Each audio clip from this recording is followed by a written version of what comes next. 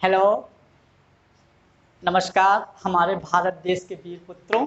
और कैसे हो आप लोग? बढ़िया हो? चलिए बढ़िया ही रहिए और अच्छा खाइए, अच्छा पढ़िए, अच्छा सोइए। ठीक है? चलिए, तो अब हम बात करेंगे, बहुत ही इम्पोर्टेंट टॉपिक हम डिस्कस करेंगे अभी। आज आप लोगों को ये पता चलेगा कि रियल में ऐसा भी होता है क्या। मतलब कि जो अभी मैं आपको टॉपिक डिस्कस करने वाला हूँ, जैसे आपको पता है कभी कभी ऐसा होता है कि प्रेगनेंसी मतलब कि जैसे मान लीजिए किसी ने नसबंदी करवा लिया, या किसी में जैसे कोई मेल है, किसी मेल ने नसबंदी करवा लिया और उसके बाद भी वो यदि कॉपुलेशन करेगा तो फीमेल क्या हो जाएगी, प्रेग्नेंट हो जाएगी। तो इस तरह के बहुत ही इंपॉर्टेंट टॉपिक आज हम आप लोगों के साथ डिस्कस करने वाले हैं और गारंटी से आप लोगों को मजा आ जाएगा। ठीक है, चलिए। तो जैसा कि पहला मैं लेता हूं आप लोगों के साथ डिस्कस यदि करें, तो जैसे मैंने पहले इसके पहले लेक्चर में आपको टेम्परेरी मेथड बता दिया था कॉन्ट्रासेप्टिव डिवाइस की। आज हम आप लोगों के साथ डिस्कस करेंगे परमानेंट कॉन्ट्रासेप्टिव मेथड। क्लियर? तो हेडिंग डाल दीजिए,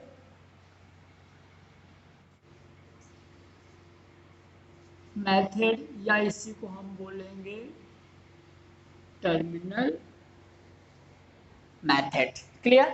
चलिए, तो अब हम ये हमारा सेकंड नंबर है।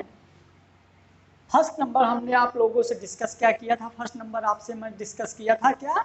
Temporary method. ये हमारा परमानेंट मेथड है। परमानेंट मेथड में हम तीन चीजें डिस्कस करेंगे आप लोगों से। पहला,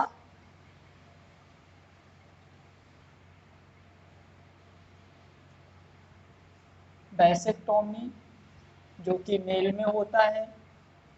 दूसरा, ट्यूबेक्टोमी, जो कि फीमेल में होता है। तीसरा, ट्यूबल लिग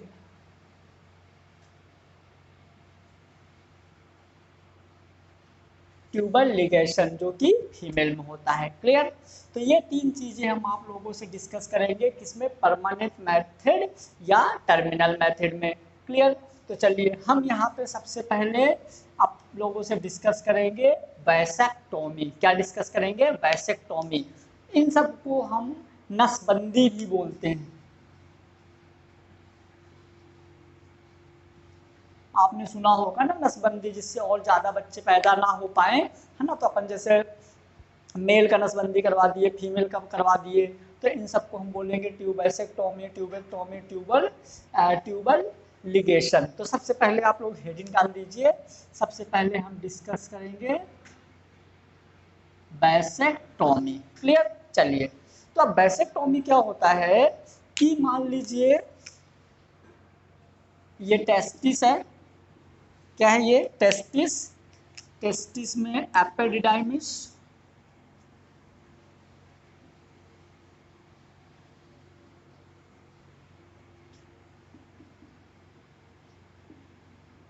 टेस्टिस, एपिडिडाइमिस,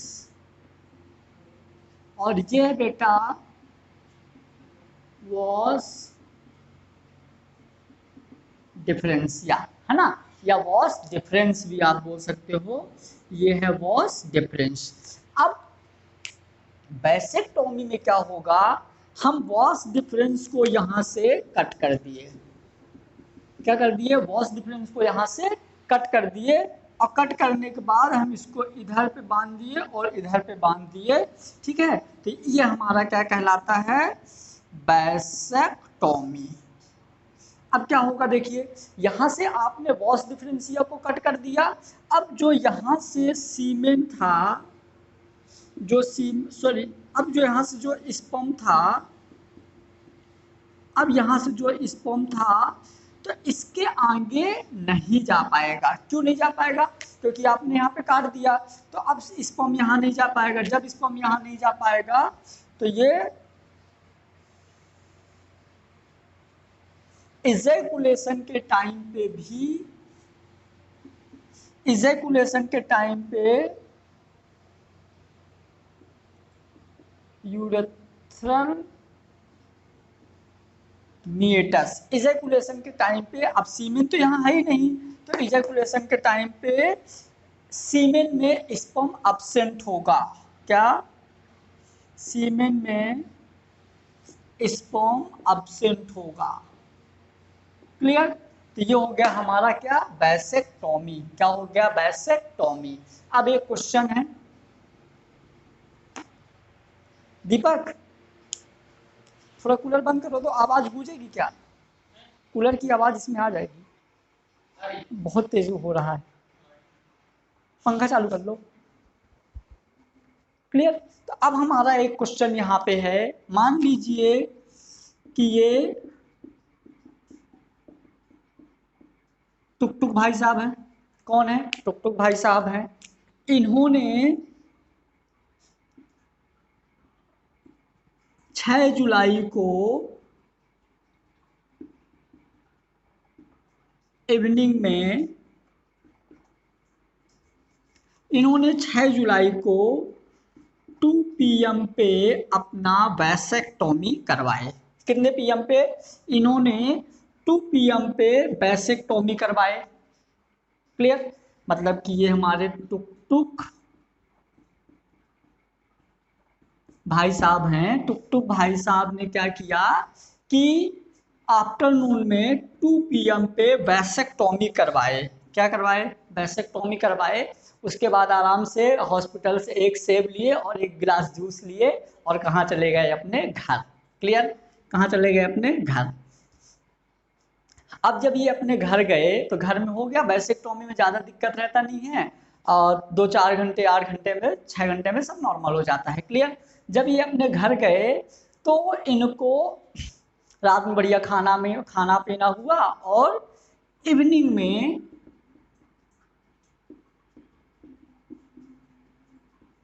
मतलब कि नाइट में 11 to 12 PM के समथिंग, 11 and 12 PM के समथिंग ये रिमझिम है ना। 11 to 12 PM के समथिंग इन्होंने क्या किया कि टुक टुक और रिमझिम के बीच क्या हुआ? कॉपुलेशन। क्या हुआ? कॉपुलेशन। जैसे ही टुक टुक और रिमझिम के बीच कॉपुलेशन हुआ, अब ये वैसेक्टोमी करवा चुके थे, इनमें वैसेक्टोमी हो चुका है, ठीक है। बट जैसे ही यहाँ पे कॉपुलेशन हुआ, ठीक है, कितने बजे? 11 बजे, 11 से 12 बजे के बीच में कॉपुलेशन हुआ। तो जैसे यहाँ पे कॉपुलेशन हुआ तो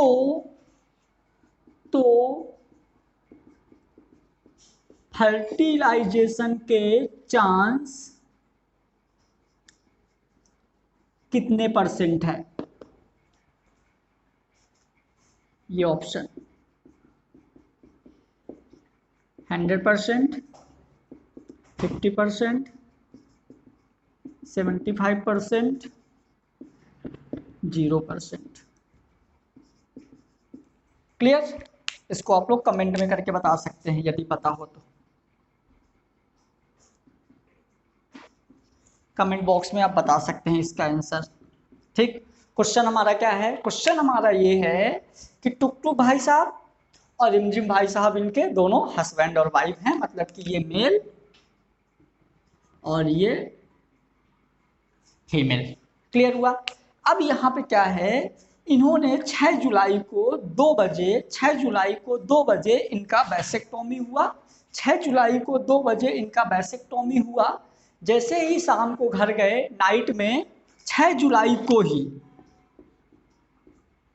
6 जुलाई को ही जो रिमझिम है, तो टुक टुक और रिमझिम हस्बैंड और वाइफ, तो दोनों के बीच में कॉपुलेशन जब हुआ, तो कॉपुलेशन होने के बाद, ठीक है, कॉपुलेशन होने के बाद फर्टिलाइजेशन के कितने % चांस है?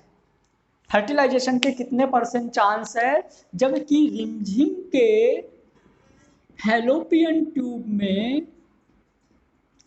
एग प्रेजेंट है। क्लियर हुआ? तो फर्टिलाइजेशन के कितने % चांस हैं? 100%, 50%, 75%, 0%? किसी को आंसर पता हो तो कमेंट में करके बता दो, और नहीं पता हो तो बैठे रहो ऐसे ही, ठीक है। कभी हमारा मन किया तो मैं ही कमेंट में करके बता दूंगा, 2 4 10 दिन 15 दिन 20 साल अगले साल, ठीक है। तो आप ये हो गया हमारा वैसेक्टोमी। अब आप लोग हेडिंग डाल दीजिए ट्यूबेक्टोमी। क्या डाल दीजिए हेडिंग? ट्यूबेक्टोमी। वैसेक्टोमी मतलब कि नर की नसबंदी, मतलब कि मेल की नसबंदी, ये हो गया हमारा वैसेक्टोमी। क्लियर? अब चलिए, अब हम डिस्कस करेंगे ट्यूबेक्टोमी। हम सेकेंड नंबर देखेंगे,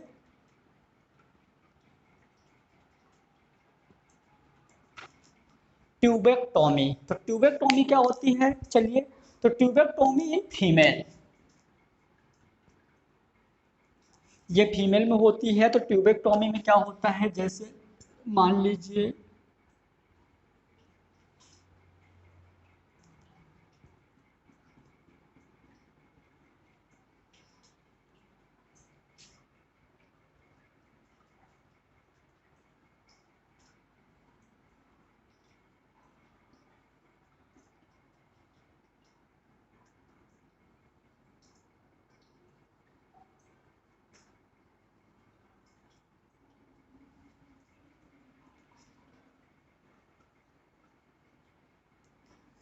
वाह, क्या प्यारा डायग्राम बना भाई।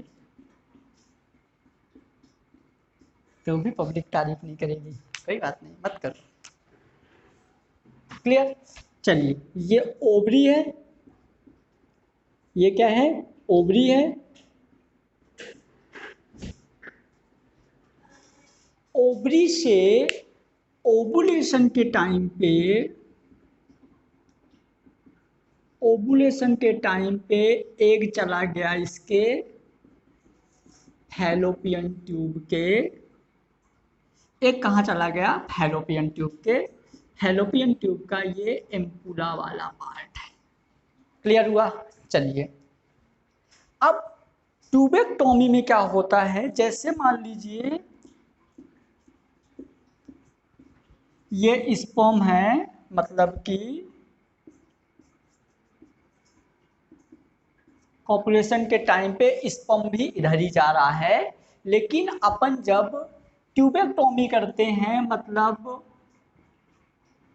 मादा नसबंदी, जब हम ट्यूबेक्टोमी करते हैं मतलब मादा का नसबंदी करते हैं, तो हमने इस फैलोपियन ट्यूब को यहाँ से कट करके और ये दोनों साइड बांध दिया, ठीक है। जैसे ही हमने इसके एम्पुला वाले, है ना, एम्पुला वाले के पहले वाले पार्ट से मतलब फैलोपियन ट्यूब को कट करके बांध दिया, तो जैसे हमने फैलोपियन ट्यूब को कट किया, ठीक है, तो इसके कट करने को ही हम बोलते हैं ट्यूबेक्टोमी। क्या बोलेंगे? ट्यूबेक्टोमी। इसको मैंने कट किया और कट करने को हम क्या बोल देंगे? ट्यूबेक्टोमी। क्लियर हुआ? तो ये हो गया।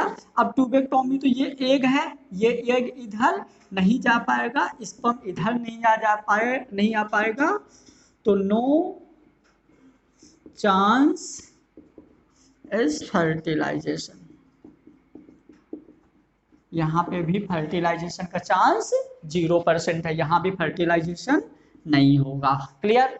अब हम थर्ड नंबर डिस्कस करेंगे, क्या था? Tubal ligation. Tubal ligation, tubal ligation क्या होता है? हम एक रस्सी लेंगे और रस्सी लेके इसकी जो फैलोपियन ट्यूब वाला पार्ट है, तो उस रस्सी से फैलोपियन ट्यूब को बांध देंगे, कट नहीं करेंगे, बांध देंगे। मतलब हम इसको यहाँ से ऐसे एक रस्सी ले लेंगे और रस्सी से इसको ऐसे बांध देंगे, है ना। तो ये होगा हमारा ट्यूबल लिगेशन। तो यहाँ से स्पर्म नहीं आ पाएंगे और ओवुलेशन के थ्रू यहाँ से एग भी नहीं जा पाएगा, मतलब एग और स्पर्म। तो यहाँ भी फ्यूजन नहीं हो पाएगा, एग और स्पर्म का यहाँ भी फ्यूजन नहीं हो पाएगा। तो हम इसको बोल देंगे ट्यूबल लिगेशन। क्या बोल देंगे? Tubal ligation. क्लियर हुआ? तो ये हो गया हमारा क्या? नसबंदी वाला केस। क्लियर? तो ये हो गया हमारा परमानेंट मेथड। अब हम बात करते हैं इनफर्टिलिटी। किसकी बात करते हैं? इनफर्टिलिटी। इनफर्टिलिटी मतलब क्या होता है, जैसे मान लीजिए हस्बैंड और वाइफ हैं, दोनों की शादी हुई, शादी होने के बाद दोनों एक साल तक, हस्बैंड और वाइफ हैं, दोनों की शादी हुई और दोनों एक साल तक without any protection, without any protection यदि दोनों एक साल तक कॉपुलेशन करते रहते हैं फिर भी उनको बच्चा नहीं होता, मतलब कि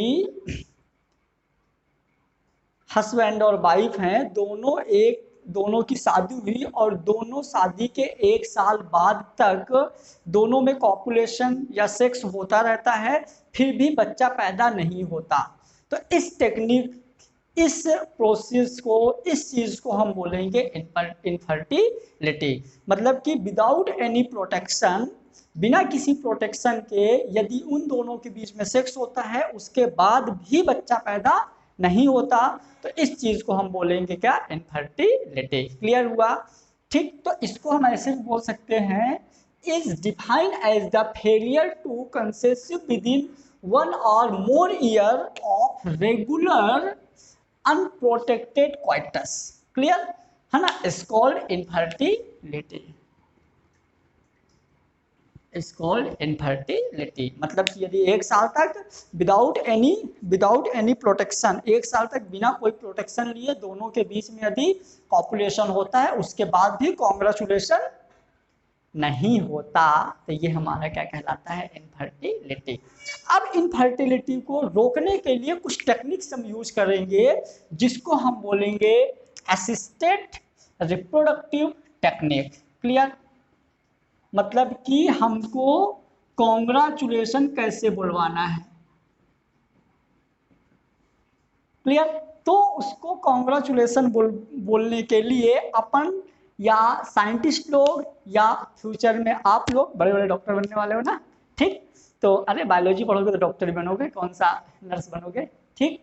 तो असिस्टेड रिप्रोडक्टिव टेक्नोलॉजी जो है, तो ये हम यूज करेंगे उनके लिए जिनके लिए कॉन्ग्रेचुलेशन हम नहीं बोल पाते थे और उनको कॉन्ग्रेचुलेशन सुनने में अच्छा लगता है। Clear?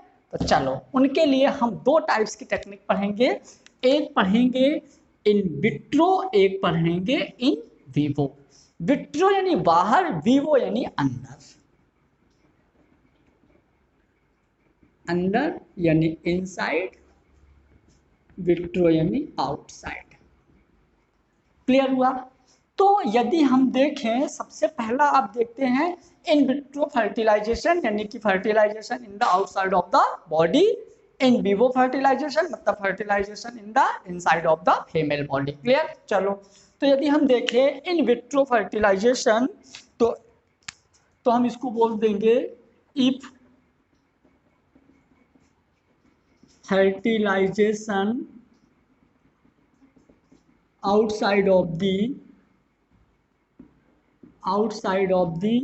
body and embryo transfer uterus and fallopian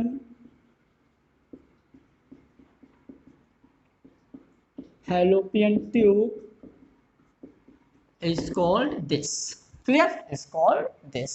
मतलब कि if fertilization outside of the body and embryo transfer uterus and fallopian tube is called in vitro fertilization. Clear? अब in vitro fertilization के कुछ एग्जाम्पल हैं, जैसा करेंगे तो उस मदर को हम क्या बोलेंगे, तो उस मदर को हम बोलेंगे सरोगेट मदर। क्या बोलेंगे? Surrogate mother. ठीक है, ये एग्जाम में आता है। मतलब कि इन विट्रो फर्टिलाइजेशन मतलब जिस फीमेल की बॉडी में हम इसको एम्ब्रियो को उसके फैलोपियन ट्यूब या कि यूट्रस में ट्रांसफर करेंगे, तो इस तरह की जो मदर्स होंगी उन मदर्स को हम बोलेंगे सरोगेट मदर। क्लियर? चलिए अब हेडिंग डाल दीजिए आप लोग। पहला हम इसका एग्जाम्पल देखेंगे, तो पहला एग्जाम्पल हमारा इसका है जिफ्ट। ZIFT मतलब zygote intra fallopian transfer. Clear, zygote intra fallopian transfer, तो ये होगा हमारा जिप्ट, है ना। तो हम गिफ्ट नहीं, अभी जिप्ट देंगे फिर गिफ्ट देंगे। क्लियर, तो चलो अपन ऐसा करते हैं, ये किस केस में होता है, तो मान लीजिए कि फीमेल बॉडी में फैलोपियन ट्यूब जो है वो इतना कंफर्ट नहीं है। क्लियर,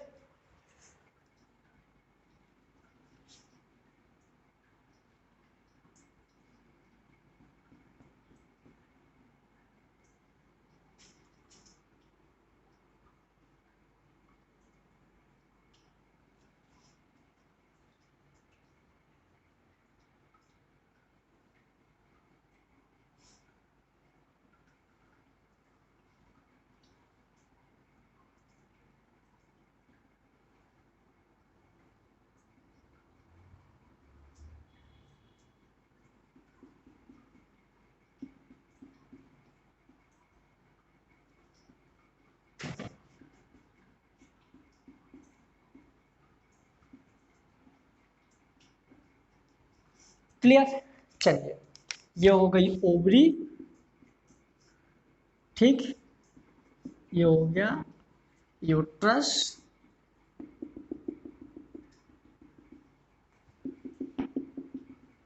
अब जिप्ट में अपन क्या करते हैं कि, और ये हो गई मान लीजिए टेस्टिस,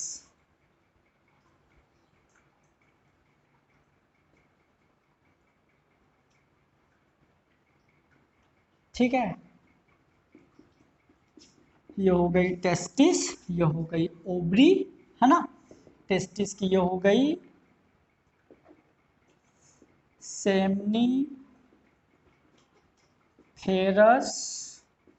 टिब्यूल। क्लियर, ये हो गई सेमनीफेरस टिब्यूल टेस्टिस का, ये हो गई ओवरी। अब क्या करते हैं अपन,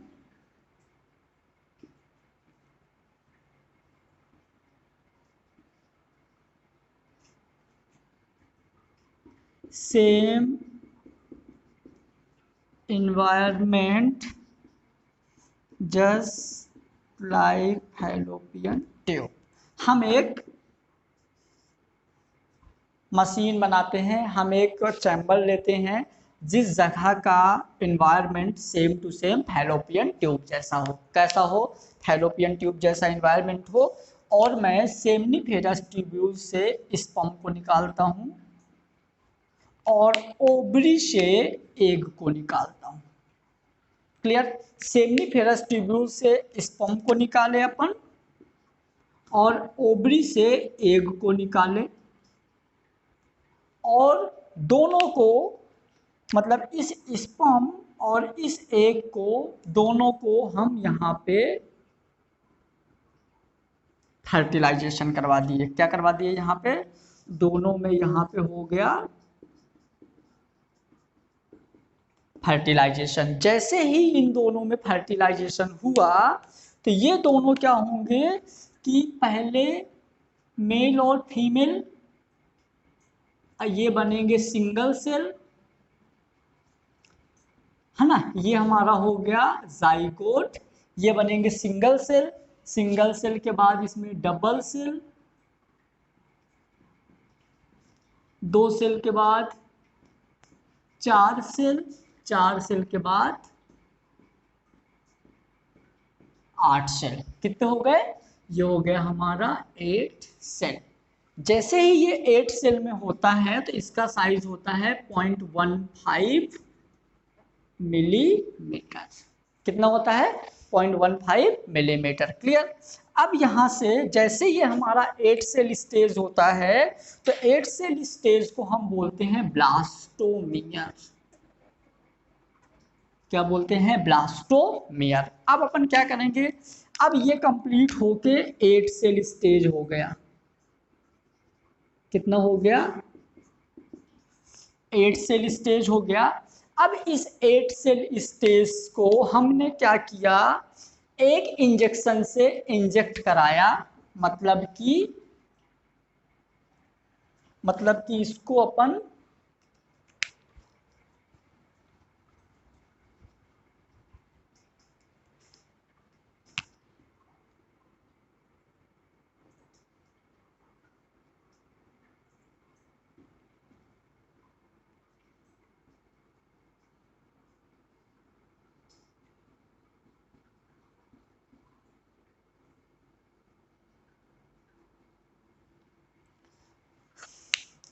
इस इंजेक्शन से मैंने इसको यहां लिया, ठीक है।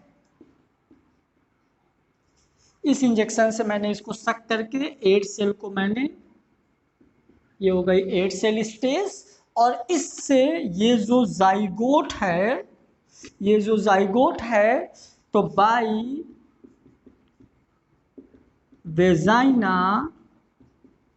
ट्रांसफर इन फैलोपियन ट्यूब और यूट्रस। हमने इसको यहां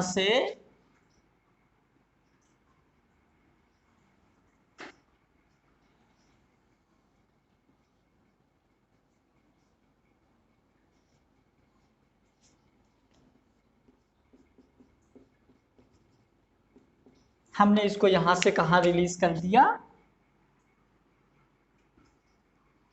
इस 8 सेल या ब्लास्टोमियर को हमने ट्रांसफर कर दिया फैलोपियन ट्यूब या कि यूट्रस में। क्लियर।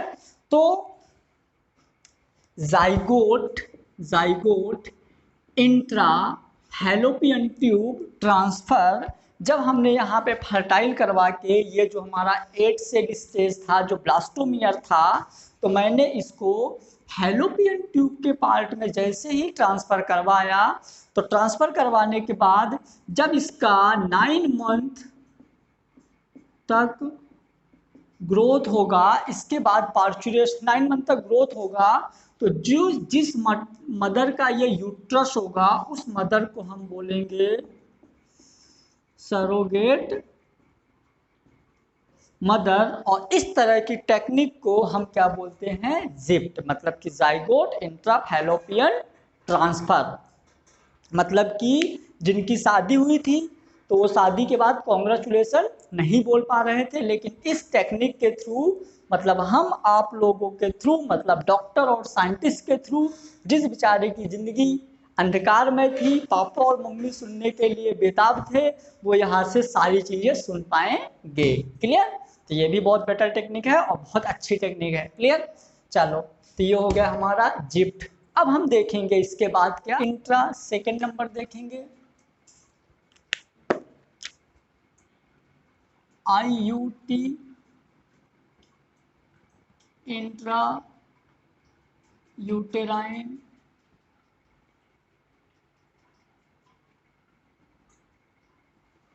ट्रांसफर। क्या देखेंगे, इंट्रा यूटेराइन ट्रांसफर।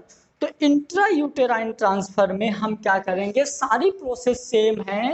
ये 8 सेल के बाद हमारा बनेगा 16 सेल, और 16 सेल के बाद बनेगा ये 32 सेल स्टेज।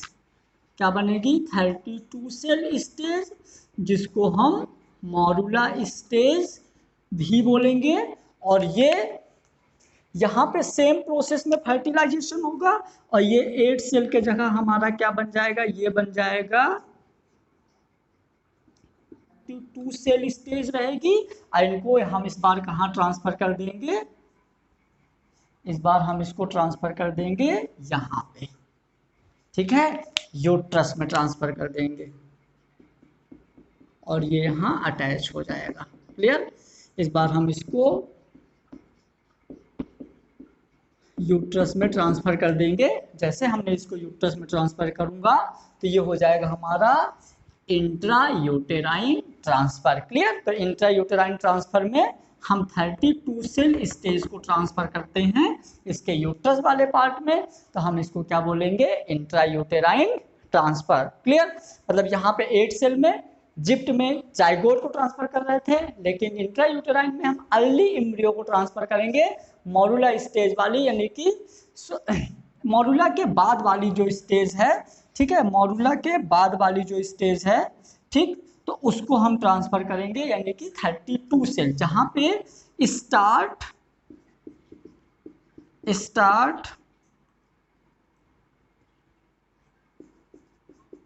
आउटर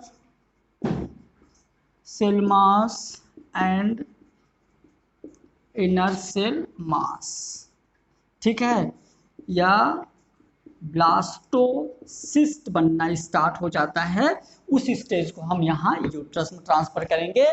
तो ये हमारा क्या कहलाएगा, इंट्रायूटेराइन ट्रांसफर। क्लियर। नेक्स्ट अपन देखेंगे, थर्ड नंबर हम देखेंगे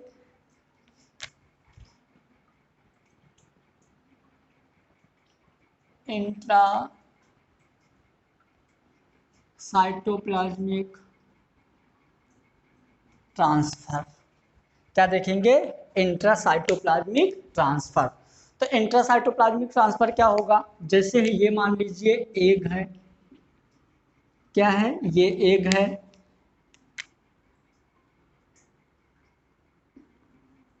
ज़ोना पेलुसिडा और प्लाज्मा मेम्ब्रेन। क्लियर, ये एग है,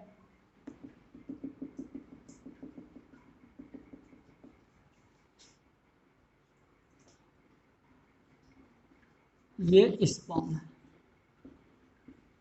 तो हम एग, जो ये स्पर्म है, बाई इंजेक्शन, है ना, बाई इंजेक्शन के थ्रू हम एग के अंदर ट्रांसफर करेंगे, मतलब कुछ ऐसा।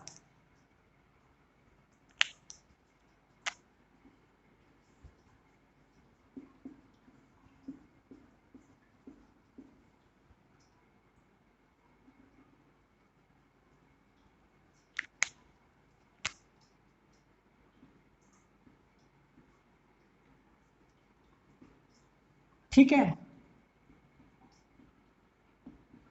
मतलब कि स्पर्म को हम आर्टिफिशियली टेक्नोलॉजी के थ्रू, स्पर्म को हम आर्टिफिशियली टेक्नोलॉजी के थ्रू जब एग के अंदर इंजेक्ट कराएंगे, एग के अंदर इंजेक्ट कराएंगे, तो इस तरह की टेक्निक को हम क्या बोलते हैं, इंट्रासाइटोप्लाज्मिक ट्रांसफर। हो सकता है कोई प्रॉब्लम की वजह से एंजाइम्स, हार्मोन की लॉक थ्योरी अप्लाई ना हो रही हो, किसी रीजन के वजह से ये स्पर्म इस एग के अंदर ना जा पा रहा हो, तो ऐसी टेक्निक के टाइम पे हम क्या करते हैं, स्पर्म को इंजेक्शन के थ्रू एग के अंदर ट्रांसफर करते हैं, और इस टेक्निक को हम क्या बोलते हैं, इंट्रासाइटोप्लाज्मिक ट्रांसफर। क्लियर। तो ये हो गया हमारा इन विट्रो, यानी बॉडी के बाहर। अब हम देखेंगे इन विवो, यानी inside of the body. Clear. तो अब इसी का हम सेकेंड पोर्शन आप लोगों से डिस्कस करेंगे। सेकेंड नंबर है हमारा इन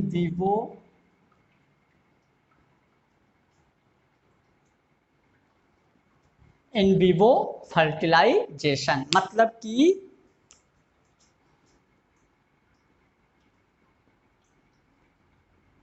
फर्टिलाइजेशन inside of the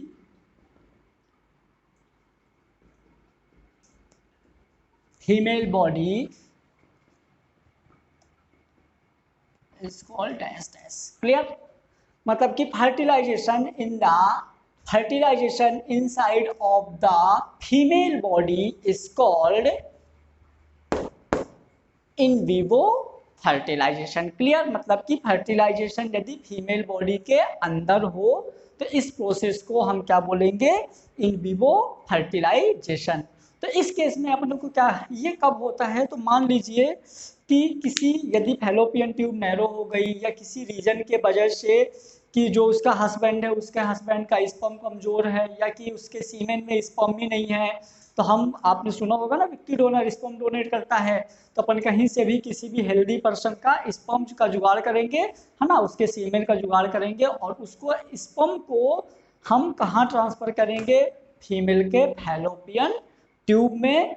इस तरह का जो ट्रांसफर होता है, ये हम कहाँ देखते हैं, इन विवो। तो इसका जो एग्जाम्पल है, इस लेंगे गिफ्ट, मतलब यहाँ गिफ्ट मिलता है, gamete intra meet intra fallopian transfer, gamete intra fallopian transfer. यहाँ पे क्या करते हैं, जैसे देखिए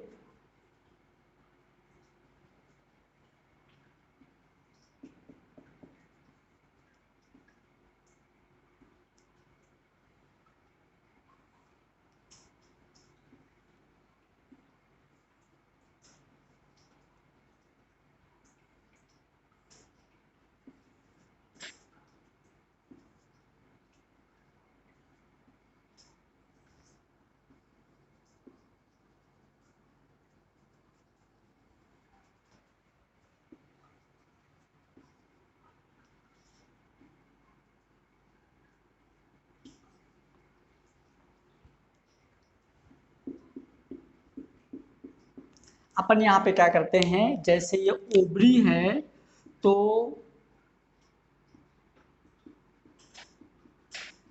ओवुलेशन के थ्रू एग यहाँ नहीं जा पाता, क्लियर, एग यहाँ नहीं जा पाता। तो गैमीट इंट्राफैलोपियन ट्रांसफर, गैमीट इंट्राफैलोपियन ट्रांसफर मतलब क्या होता है कि हम यहाँ पे क्या करते हैं कि ओवम या एग को, ओवम या एग को हम ओवम या एग को मतलब कि किसी और लेडीज किसी और फीमेल के ओवम या एग को इसके एम्पुला वाले पार्ट में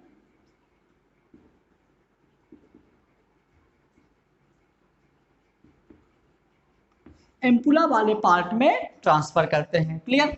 ओवम या एग को हम किसी, वही अपनी टेक्नोलॉजी जो है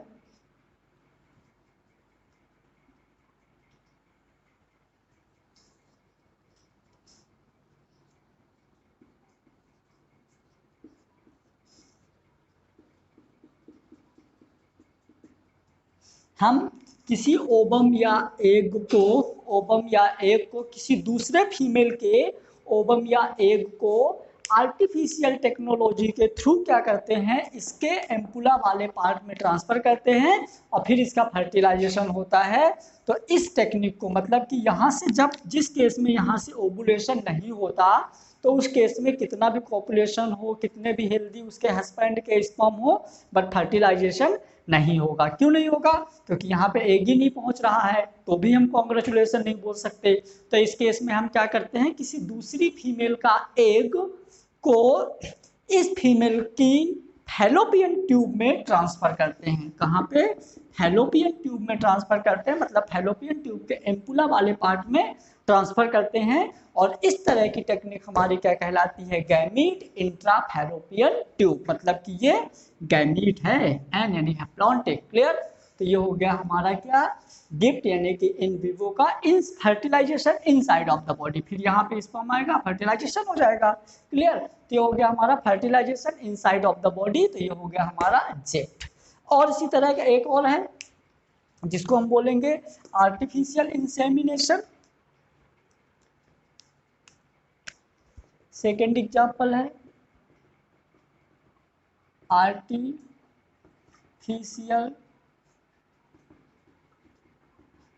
इंसेमिनेशन, या इसी का एक और नाम है इंट्रायूटेराइन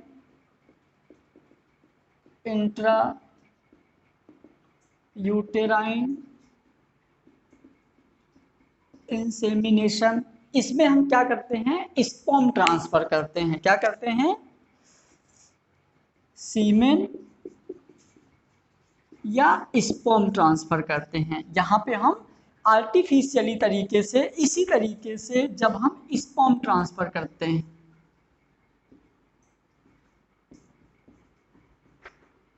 ठीक है, जब हम स्पर्म ट्रांसफर करते हैं तो इस टेक्निक को हम बोलते हैं आर्टिफिशियल इंसेमिनेशन या इंट्रायूटेराइन इंसेमिनेशन। तो ये हो गया हमारा इन विट्रो और इन विवो कंप्लीट। चलिए, तो अब हम आप लोगों के साथ डिस्कस करते हैं एक और टॉपिक, टेस्ट ट्यूब बेबी। आप लोग बहुत नाम सुने होंगे कि टेस्ट ट्यूब बेबी क्या होता है। तो टेस्ट ट्यूब बेबी में क्या होता है, जो फर्टिलाइजेशन ये एक इन विट्रो टेक्निक है, मतलब कि फर्टिलाइजेशन बॉडी के बाहर होता है। क्लियर। तो जो टेस्ट ट्यूब बेबी होता है body conceived by vitro fertilisation, मतलब जो बॉडी होती है तो विट्रो फर्टिलाइजेशन को कंसीव करती है, मतलब कि उसका यूट्रस में जो हम ट्रांसफर करवाते हैं वो बेबी जो होता है तो बाहर डेवलप होता है। एक टेस्ट ट्यूब ले लिया, क्या ले लिया, टेस्ट ट्यूब। इसका जो एनवायरनमेंट है, environment same as fallopian tube. Clear. यहाँ पे हम same to same fallopian tube जैसे एनवायरनमेंट कर दिए, इसको हमने यहाँ से पैक कर दिया। क्लियर। अब हमने क्या किया, यहाँ पे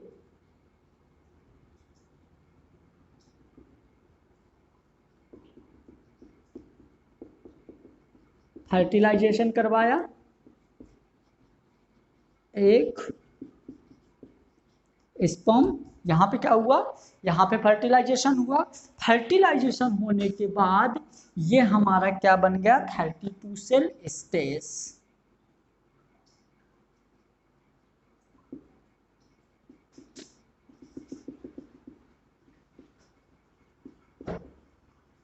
थर्टी टू सेल स्टेज जिसको हम ब्लास्टोसिस्ट बोल दिए। क्या बोल दिए, ब्लास्टोसिस्ट। क्लियर। अब इस 32 सेल स्टेज को हमने क्या किया कि उस मदर के यूट्रस में ट्रांसफर कर दिया।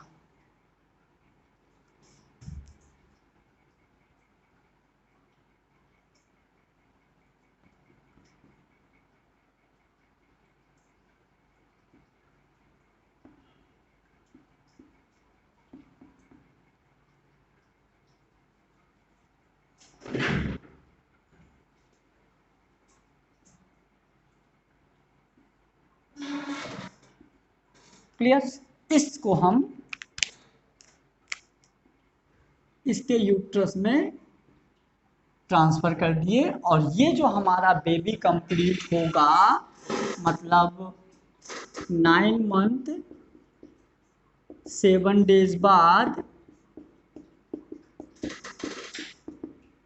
जो हैप्पी भैया बनेंगे, 9 मंथ 7 डेज बाद ये जो हैप्पी भैया बनेंगे ये हमारे क्या कहलाएंगे, टेस्ट ट्यूब बेबी। कौन सी कहलाएंगे, टेस्ट ट्यूब बेबी। क्लियर हुआ। फर्स्ट टाइम जो टेस्ट ट्यूब बेबी था, तो first time test tube baby Louise Joy Brown नाम था। क्या नाम था, लुइस जॉय ब्राउन, जो कि ये टेक्निक इंग्लैंड में 25 जुलाई 1978 को हुआ था। क्लियर। उसके बाद यदि हम इंडिया की बात करें तो फर्स्ट टाइम इंडिया में जो टेस्ट ट्यूब बेबी हुआ था, जो test tube baby first time India में हुआ था, उसका नाम क्या था, दुर्गा। क्या नाम था, दुर्गा। तो ये हो गया हमारा क्या, टेस्ट ट्यूब बेबी, यानी कि जब हम टेस्ट ट्यूब में फर्टिलाइजेशन करवा के ब्लास्टोसिस्ट स्टेज को, है ना, मदर के यूट्रस में ट्रांसफर करते हैं और वो बेबी हमारा कंप्लीट बन के पार्चुरेशन से बाहर आता है, उस तरह के बेबी को हम क्या बोलते हैं, उस तरह के बेबी को हम बोलेंगे टेस्ट ट्यूब बेबी। क्लियर हुआ। चलिए एक चीज और हम देखेंगे, आपसे डिस्कस करेंगे, क्या है हमारा ट्यूबल बेबी। क्या, ट्यूबल बेबी। तो कभी कभी क्या होता है, baby develop in fallopian tube. जो बेबी होता है कभी कभी फैलोपियन ट्यूब में डेवलप हो जाता है, वैसे नॉर्मली यूट्रस में डेवलप होता है, लेकिन कभी कभी फैलोपियन ट्यूब में डेवलप हो जाता है। तो इस तरह के बेबी को हम बोलते हैं ट्यूबल बेबी, यानी कि if baby develop in fallopian tube, तो इस तरह के बेबी को हम बोलते हैं क्या, ट्यूबल बेबी। और विश्वास मानिए ये नॉर्मल डिलीवरी होता है, ये नॉर्मल डिलीवरी होता है। क्लियर। ये फर्स्ट टाइम अपने इंडिया में फर्स्ट टाइम पंजाब में 2000 में मेगा डिस्ट्रिक्ट में ऐसा हुआ था। क्लियर। तो हम इसको क्या बोल देते हैं, ट्यूबल बेबी। तो ये हो गया हमारा टेस्ट ट्यूब बेबी। क्लियर। चलिए अब हम देखेंगे एक चीज और इस टॉपिक का लास्ट चीज देखेंगे, एमनियोसेंटेसिस। क्या, एमनियोसेंट।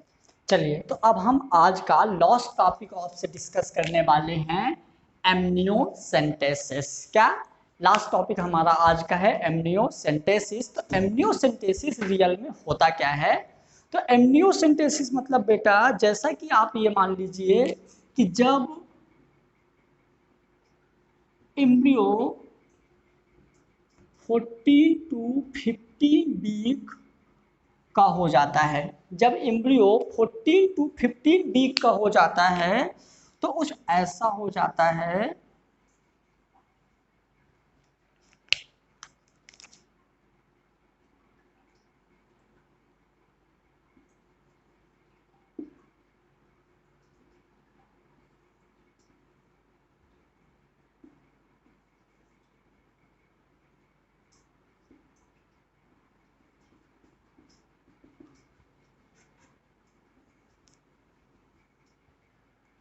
जब एम्ब्रियो 14 टू 15 वीक का हो जाता है, जैसे ये हो गया एम्ब्रियो, क्लियर। तो यहाँ पे एम्नियोजेनिक फ्लूइड रहता है। क्या रहता है?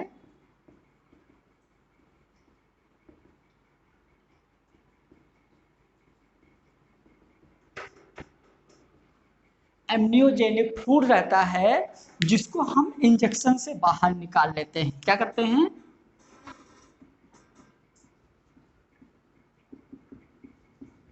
हमने एम्नियोजेनिक फ्लूइड को इंजेक्शन से बाहर निकाल लिया।